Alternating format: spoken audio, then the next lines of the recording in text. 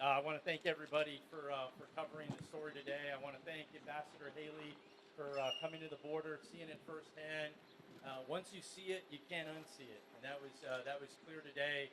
I grew up partly in Camp Wood, a small little town, Camp Wood Hills in Edwards County, and I remember we had a small little ranch. You could blindfold me, and I knew every inch of that place. And I feel as if I know every inch of the district that I represent. And sadly, our district is turned upside down. We started the morning in Hondo, Texas. And the reason why we went to Hondo is because what's happening in Hondo is happening all across Highway 90. Whether it's Canipa, whether it's Dehenis, whether it's Uvalde, whether it's Eagle Pass. And there is a train that comes from Mexico through San Antonio that often carries illegal immigrants. And illegal immigrants on that train, they jump off, they die sometimes, they get maimed. So we started the day in Hondo. And in Hondo, there is a saying, the town has a saying, this is God's country, don't drive through there like hell. And I'll tell you, in Texas 23, not only are we the epicenter of this border crisis, it feels as if it is hell for us. And I think we got to see some of that today. After Hondo, we went to Del Rio. We went to the San Antonio Shoes Factory. Now, the reason why we went to this, I wanted to highlight, while the security on the border takes a lot of attention and a lot of what is happening, there is so much more to border communities than just what we see on TV. And at this facility, here you have an American-owned, American-made company that is fighting for manufacturing, that is making shoes. And what's so special about it is you have many of them in the manufacturing that are helping out. Over 500 employees are women, and they're Hispanic. And it's a beautiful thing to see. They get up every day, and they go to work, they live their lives, they make it a better life for themselves and their family. That is the American dream. That is happening right there every day in Del Rio. Then we went to a ranch, the Whaleys, and we met with county judge, we met with sheriff, we met with ranchers, and we got to see firsthand the hell that they're dealing with. The trafficking that is happening every single day, the fences that are being cut, just the violation, the sheer violation of their properties. And what disturbs me the most is it's gotten so bad along the border that now it feels normal. There's nothing normal about this crisis. There's so much pain and anguish that is happening in this crisis. We also met with the Tambungas. The Tambungas are a family that just a couple weeks ago lost their mother, she lost her mother, and she lost her 7-year-old daughter. Imagine that. You're in Ozona, Texas, small little town in West Texas. Your mother takes your daughter to go to a play date with her cousins. And on the way home, a smuggler going 100 miles an hour crashes into your family and destroys your family. This is in Ozona, Texas. 120 miles from the Rio Grande. But guess what? It's as if they're right on the Rio Grande. Doesn't matter if you're in Hondo, if you're in Ozona, if you're in Eagle Pass, everybody's lives are turned upside down. Then we visited, the last stop we visited was here in Eagle Pass, where we saw another rancher, and the community just turned upside down, the traffic that is happening. I know, Ambassador Haley, I really appreciate you taking the time, the energy, and the effort. Eagle Pass is not an easy place to get to. Our most famous resident, Bill Malugin from Fox News, he knows that firsthand, and here you are, and I'm grateful for that. I know you have a plan, you have a lot of ideas for securing the border. I agree with your ideas, I agree with your plan. I would add 3 other things before I turn it to the ambassador. One, it's time to take the gloves off. It's time to get to the root of this border crisis, and it's time to label cartels as terrorist organizations. I'm committed to that. 2, we have to end catch and release. Well, those are words. How do you end catch and release? To me, as an appropriator, I'm blessed to sit on the Appropriations Committee in the House. You end catch and release by defunding DHS's catch and release program. It's that simple. And the last thing I would say is fentanyl is killing our kids. Smugglers are killing our kids. It's time to throw the book at them. It's time to hold these these smugglers and folks responsible for fentanyl death accountable, and it's time to pass that legislation. I'm grateful to have Ambassador Haley here in Eagle Pass, and with that, I'd love to turn it over. Thank you. Well, first of all, I want to thank Tony Gonzales, and you should just know that he is the border king. I mean, because he's got 800 miles of the border. So there is no one that can ever say that they understand the border more than Tony Gonzales. And if he is not in every single immigration conversation in Congress, something is wrong. You look at what we saw today, and the first thing I'll tell you is we are a country of laws. The second we stop being a country of laws, we give up everything this country was founded on. What I saw today was a dereliction of duty. A president has one job, and that's to keep Americans safe. There is nothing that is keeping Americans safe like what we saw today. There is, first of all, no border. There are pieces of a border, but there's really no border. Secondly, they don't see Border Patrol or any National Guard unless Tony shows up. The people, the ranchers said that all of a sudden when they show up, suddenly their boat's on the river. Otherwise, you're not seeing them. They show up when they know you guys are watching. But what we did was we talked to the ranchers. And if you talk to the ranchers, this is their private property. They invested in this. And what we saw, the amount of clothes and trash and paraphernalia and stuff that's left on their property that they have to pay to clean it. That they go and you see clothes along what is a makeshift fence. And they actually find bodies on the other side, alive or not. What kind of America is this? So you look at what Joe Biden's allowed to have happen, he thinks if he doesn't talk about the border crisis, it doesn't exist. He thinks if he tells Mayorkas not to call it a crisis, it won't happen. This is a crisis. And it's not just a crisis for the people of Texas, this is a crisis for every American family. Because when you look, guess what happens? When they leave Del Rio and Eagle Pass, they're not staying here. They're coming to your states. They're going into your schools. They're going into your hospitals. Your law enforcement officers are suddenly having to deal with them. They are now taking up your taxpayer dollars. When someone comes here through legal immigration, they have to be sponsored. Guess who all these illegal immigrants are sponsored by? The taxpayers of America. You are paying for them. Because all of a sudden they are going into our communities and billions of dollars have gone to fund illegal immigrants. So what do we do about it? The way we fix it is we go back to what I did in South Carolina. You do a mandatory E-Verify program, which makes sure that you hire no business can hire any illegal immigrants.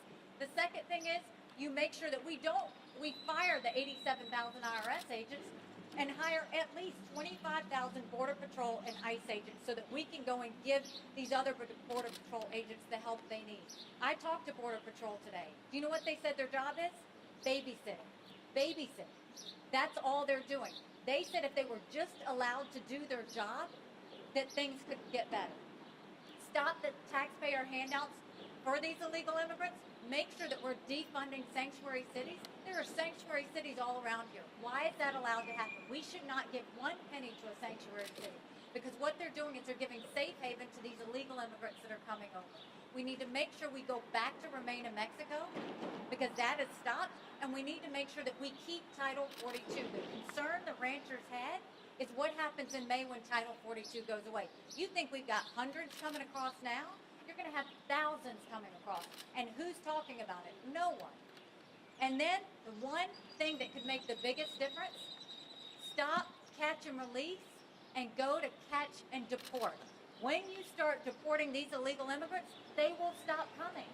Right now on social media, they're telling their other cartels where to bring people through, what passages to take, how to get there, what to say when they get there. Why are we doing this? Stop the insanity because we're doing this to ourselves. And what I will say is this is not a Republican or Democrat issue. This is a national security issue. We know that Iranians are saying right now the easiest way to come into America is through the southern border. Are we waiting for a 9/11 moment? What is it that we're waiting on? So what I'll say is, first of all, Biden needs to open his mouth and say this is a crisis. He needs to let his cabinet agencies say that this is a crisis, and they need to start dealing with it. And Congress needs to get in a room and fix it. The days of them getting on TV and talking about it and not seeing what Tony sees every day and hearing from the families every day, It's irresponsible. And they need to start getting there and doing something about it. Let me tell you what's going to happen. Right now, you've got illegal immigrants coming across. They are your new section of homeless because there is no one there to take care of them. So look on a corner street near you, look for a tent city somewhere near you, because when they come over, there is no one that is going to take care of them. So we have got to start taking care of the American people. I will tell you, when I run for president, this will be one of our top priorities, is to make sure we acknowledge the crisis that it is. And I'll tell you, when you look at these families, the number one thing they said is, people need to not expect us to just live with this. And I'll tell you, live one day on one of those ranches and see what they see, and carry a gun like they have to, and worry about whether their kids are safe, and worry about whether their home's going to be broken into. If you would live like that, then leave it like this. If you would not live like that, don't make these families live like that. So my big question is, when is Biden coming to the border?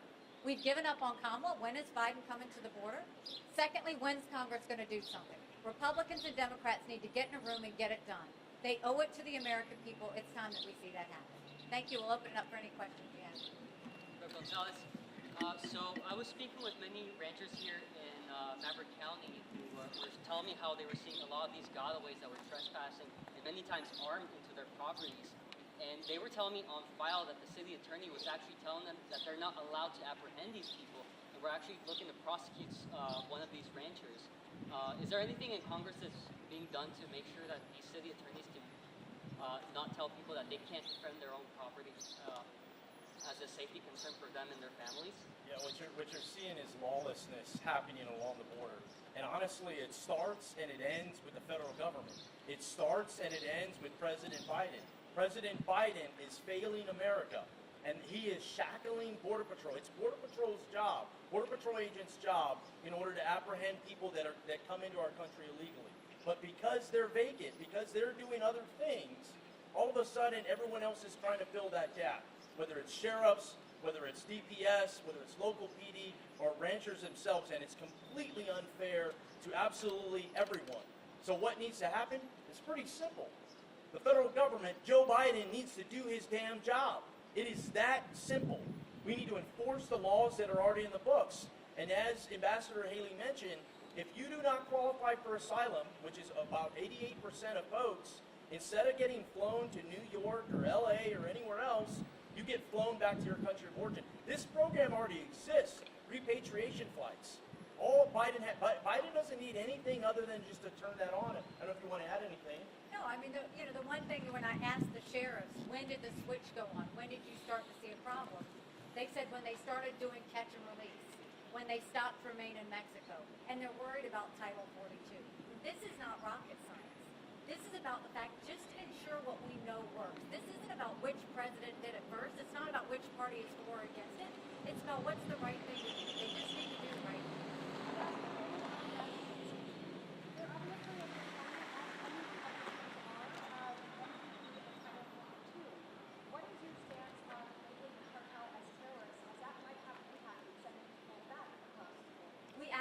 Absolutely should name them as terrorist organizations. I mean, if you look at the fact we had enough fentanyl cross the border last year that would kill every single American.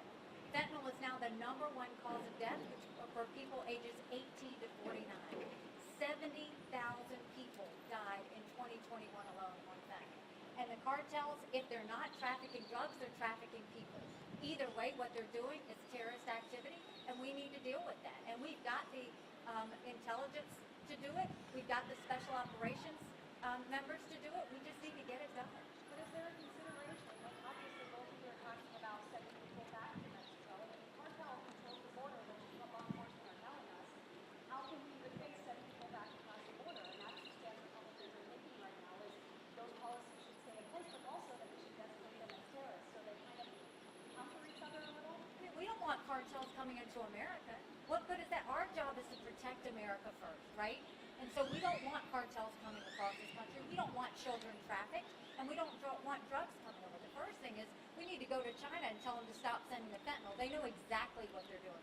The second thing is you've got to deal with the cartels and stop them where they're planted. They're planted in Mexico, and let's do that. And trust me, when illegals realize they're going to have to remain in Mexico, they won't come because best to process where they're at than to make the trek when they know they're not going to make it to them. I just want to add briefly. About a year ago, there was these 5 little girls who were abandoned in a field in Quemado. And there's some people that look at those girls and they think they're the problem. Those girls were basically exploited. I look at it, I don't see those little baby girls as the problem. I see the cartels that dumped them there as the problem. This morning, we were with Sheriff Brown in Medina County. I asked him, hey, do you think we should label cartels as terrorist organizations? He said, absolutely, because that's what they are. We asked a rancher here in Del Rio if we should label cartels as terrorist organizations. He said, absolutely, because that's what they are. I asked 2 Border Patrol sector chiefs under oath in a hearing if we should label cartels as terrorist organizations. These are Border Patrol experts who have been doing it for 30 years. They said, absolutely. A sheriff from Arizona, we should absolutely label cartels as terrorist organizations. I think we need to figure out how legally to maneuver that so that way we don't create an asylum area that kind of welcomes people over. But they're terrorists. The cartels are terrorizing America. And guess what? They're working with China. I mean, no one's talking about the fentanyl, but guess where the fentanyl's coming from? It starts in China, and then it comes to the cartels, and then it kills Americans. If you listen to law enforcement or Border Patrol, if we just listen to them, they know exactly how to fix this. The problem is no one in D.C. is listening to them, and that's what we need to do. You had a question? Trump was known for the wall as a racist thing. When you're elected 4 years from 2024, what are we going to look back and say that these were the cornerstones of border policy for President Bush? Well, I think first of all is all the things that I just laid out for the legal immigration plan, you do that. But when it comes to actual immigration laws itself, instead of doing quotas every year on how many we're going to let through, you partner with your businesses and see what they need. And when you do that, all of a sudden you're working for merit and you're working for the economy. In South Carolina, we've got farmers and we've got a tourist industry that's always looking for workers. When you start to listen to your businesses and do what they need, all of a sudden the economy goes up, people are put to work, and everything gets better. And I think, you do the illegal immigration plan that we put in place, and then you add immigration reform on top of that, and you make it a priority and call it the crisis that it is, that's when I think we see things like that. Yeah, Cheney has that. Ambassador, please center yourself when you answer the questions on the mics. Sorry. Thank you. Okay, thank you. Yeah, we have one here and then one here. Okay, so Joy Addison, Fox News. I have a 2-part question. So the first one is about asylum seekers. There's been some confusion on where people can seek asylum, if they can legally seek asylum between border checkpoints. Do you plan to have some clarification on that, I guess, going forward? And then the second part is with DPS and Border Patrol agents saying that they're overwhelmed. National Guard has come in to help, but will there be a point where even, I guess, National Guard doesn't have the resources to bring in? How will we then fix just them being overwhelmed with the issue? Well, I think first of all, you look at the asylum seeker situation. We do see those. We see those coming from Venezuela. We see from Nicaragua. We see from Cuba. There's a real persecution that's happening, and there's asylum. The problem is a majority of the people claiming asylum are not actually eligible to get asylum. A lot of them have just been told what to say, and we heard that today from one of the sheriffs. Is they basically in real time change what they say so that they fit within the asylum laws. So we have to first make sure that we're processing it properly and we're vetting it properly. Right now, that vetting is not happening. The second thing is, everybody wants to know how many Border Patrol, how many ICE agents, how many National Guard. You wouldn't need near the number if we just enforced the law. You wouldn't need near the number if you put remain in Mexico, if you stop, catch, and release. That's the key, is first do those things that you know will stop the flow. Then go and add to the border agents, but let them do their job. Right now, my husband, he's in the military. He's got military members who stood on that border before with a clicker. All they do is click on how many people go through. They're not allowed to capture them. They're not allowed to do anything to them. Let's let Border Patrol do their job. The National Guard, what are they doing? They're standing there because no one will actually let them do something. So first, let's give them the powers to do what they need to do, and then let's look at the numbers that we need to do. That's it. Talk about Title 42, but it's a public health order that applied to immigration until the pandemic began. Are you saying you want to see it be a permanent immigration policy? Well, I think right now we've got to do something, right? I mean, if in May, if this is all ended, you're going to have thousands come across. To me, I see national security threats coming across. That's our job, is to not allow any sort of threats impact America. And when that's happening, it's, Biden, if Biden won't do anything, then our job is to keep Title 42 in place. If Biden would actually enforce the laws, we wouldn't have to be doing anything like that. But we don't have a president that's enforcing laws. Yes.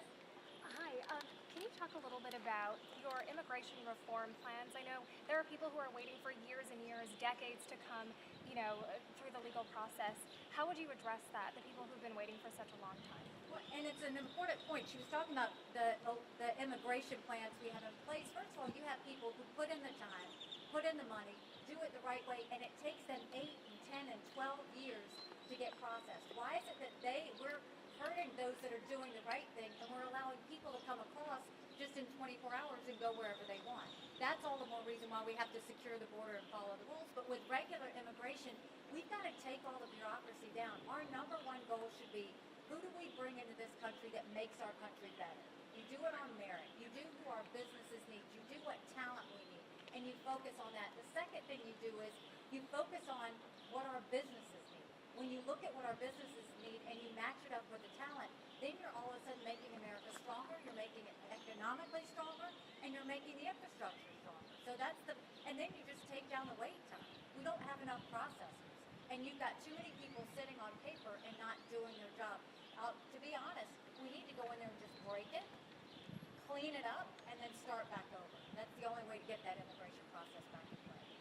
Ambassador Haley. Yes. Hi, I know you said that you've given up on Vice President Harris, but would you say that, I hear you talking a lot about what Biden needs to do, would you say that Biden is more culpable in the crisis than Mayorkas overall, or who do you think the pressure needs to focus on to actually do something like now? We have one president. We have one president, and his job is to keep Americans safe.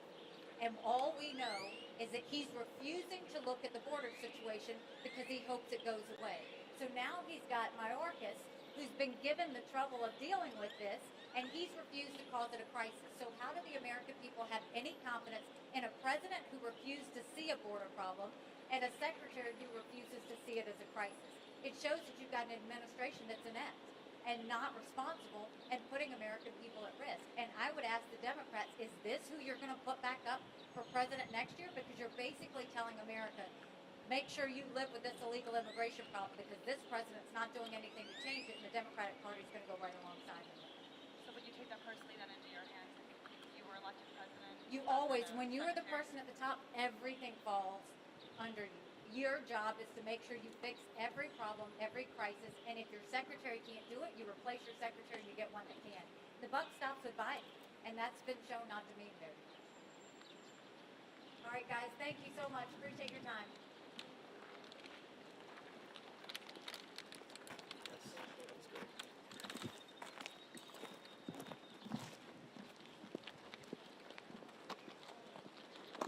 Good seeing you.